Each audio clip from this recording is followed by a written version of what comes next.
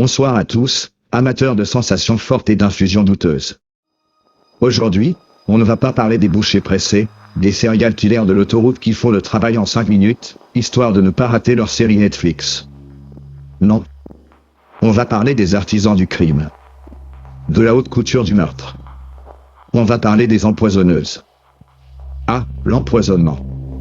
C'est le crime pour ceux qui ont la patience d'un jardinier, le sens de la planification d'un agent de change, et le cœur d'une pierre ponce. C'est le crime du rendement sur investissement. Parce que, soyons clairs, tuer à coups de marteau ou de couteau, c'est vulgaire. C'est pour les pauvres. C'est de l'artisanat. L'empoisonnement, c'est du private banking macabre. C'est la dame qui se dit, tiens, si j'ajoute une pincée de ça chaque jour dans le thé de mon mari, l'héritage sera là juste à temps pour la saison des soldes. C'est la différence entre une agression sauvage et une gestion d'actifs à haut risque. Imaginez la scène. Ce n'est pas un film d'horreur avec des cris.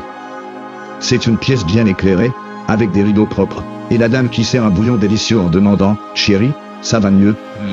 Tu as l'air un peu vert, mon petit chou. » Le mari, lui, souffre d'un rhume qui n'en finit pas, d'une indigestion chronique. Il ne se doute de rien, le pauvre. Il pense que c'est le stress du bureau ou les épinards. Mais non, mon ami.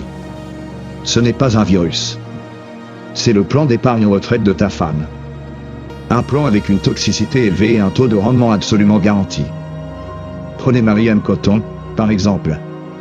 Elle a fait un carnage dans le nord de l'Angleterre au XIXe siècle, éliminant à peu près tous les gens qui se trouvaient entre elle et l'argent. Elle était l'incarnation de l'efficacité. C'était la version victorienne de « si je les tue tous, je n'aurai plus de beaux-parents chiants, et l'assurance va payer le déménagement ». Une femme pragmatique, si ce n'est qu'elle utilisait de l'arsenic plutôt que des formulaires administratifs. Et c'est ça, la beauté et l'horreur du crime lent.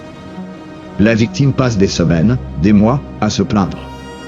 Elle va chez le médecin qui lui donne des pastilles pour la gorge et lui dit « c'est l'âge, monsieur ». Et pendant ce temps, la femme sourit, l'encourage, et ajuste le dosage.